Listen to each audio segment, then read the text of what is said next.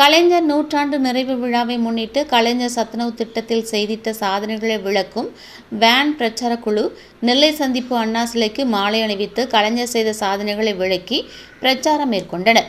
முத்தமிழறிஞர் கலைஞரின் நூற்றாண்டு நிறைவு விழாவை முன்னிட்டு தமிழ்நாடு சத்துணவு ஊழியர் முன்னேற்ற சங்கம் சார்பில் சத்துணவு திட்டத்தில் கலைஞர் செய்த சாதனைகள் குறித்து பொதுமக்களுக்கு கூறும் வகையில் சென்னையில் கடந்த 12ஆம் தேதி கலைஞர் நினைவிடத்திலிருந்து வேன் பிரச்சாரம் தொடங்கப்பட்டு தமிழகம் முழுவதும் மாவட்டம் வாரியாக பிரச்சார பயணம் செல்கின்றனர். இதன் தொடர்ச்சியாக இந்த வேன் பிரச்சார குழுவினர் நெல்லை வந்தனர். நெல்லை சந்திப்பு அண்ணா சிலைக்கு மாநில பொதுச் செயலாளர் சவிதா ராஜலிங்கம் தலைமையில் மாலை அணிவித்து பிரச்சாரம் செய்தனர். தமிழகம் முழுவதும் சத்துணவு திட்டத்தில் கலைஞர் செய்த சாதனைகளை விளக்கி வேன் பிரச்சாரம் செய்து வருகிறோம். சத்துணவு ஊழியர்களுக்கு அதிக சலுகை வழங்கப்பட்டது. 500 ரூபாயாக இருந்த ஊதியம் உயர்ந்தது. குழந்தைகளுக்கு 5 முட்டைகள் வழங்கியது. விடுப்பு நாளில் ஊதியம் வழங்கியது.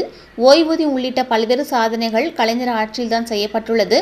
இந்த பிரச்சார பயணம் வரும் 22ஆம் தேதி சென்னையில் தொடங்கிய இடத்திலேயே முடிக்கின்றோம். கலைஞர் நூற்றாண்டு நிறைவு விழாவை மாநாடாக கொண்டாட முடிவு செய்துள்ளதாகவும் கூறினர். வேன் பிரச்சார பயண குழு நெல்லையில் பிரச்சாரத்தை நிறைவு செய்து கன்னியாகுமரி சென்றது. தமிழ்நாடு சத்துணவு ஊழியர் முன்னேற்ற சங்கத்தின் மாநில மையத்தின் சார்பாக கலைஞர் ஐயா சத்துணவு திட்டத்தில் செய்திட்ட சாதனைகளை விளக்கி தமிழ்நாடு முழுவதும் வேன் பிரச்சார இயக்கம் நடந்து கொண்டிருக்கிறது. இதை தலைமை நிலைய கழக அமைப்பு செயலாளர் ஐயா RS பாரதி அவர்கள் கலைஞர் ஐயாவுடைய நினைவிடத்திலையும் அறிவாலயத்திலும் துவங்கி வைத்தார். இந்த வேன் பிரச்சாரம் தொடர்ச்சியாக செங்கல்பட்டு, விழுப்புரம், திருச்சி, கடலூர், அரியலூர், பெரம்பலூர் வழியாக இன்று தூத்துக்குடியை 5வது நாளாக கண்காணிக்கிறது.